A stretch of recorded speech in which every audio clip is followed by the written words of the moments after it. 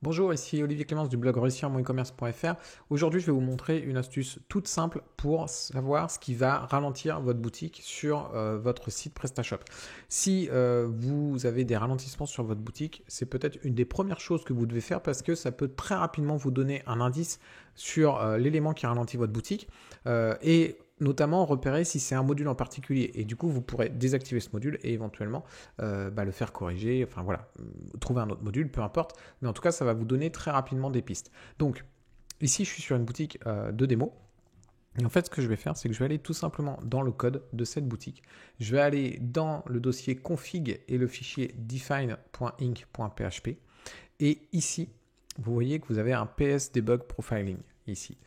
Et vous pouvez indiquer soit false, soit true. Si vous mettez false, eh bien, le profiling ne sera pas déclenché, ce qui est le comportement par défaut sur votre PrestaShop. Si vous mettez true, eh bien, il sera affiché. Alors évidemment, vous devez faire ça, ça va afficher plein de données qui sont un petit peu confidentielles sur votre boutique en ligne. Donc ne faites pas ça quand il y a du monde qui vient visiter votre boutique. Si vous le faites, faites-le très rapidement, regardez et puis enlevez, remettez false ici.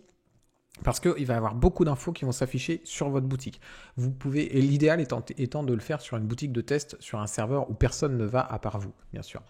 En tout cas, vous allez voir que du coup, une fois qu'on a fait ça, si donc j'enregistre bien mon fichier et si je réaffiche ma boutique, je vais avoir, quand je vais descendre, plein d'infos. En fait, je vais avoir ma boutique de manière classique et en dessous, je vais avoir, après le footer, tout un tas d'informations. Donc, on va avoir des informations ici, mais on va avoir surtout, peut-être ce qui va être le plus simple pour vous à regarder, ça va être la durée d'affichage des modules. En fait, on a une catégorie module. Il va nous nommer tous les modules et il va nous donner le poids, la mémoire qui est utilisée par le module et le temps d'affichage.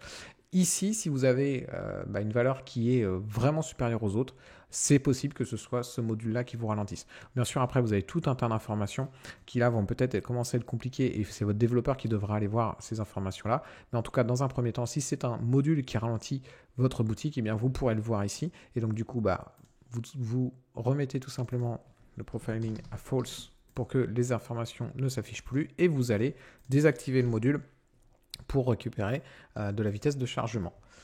Voilà.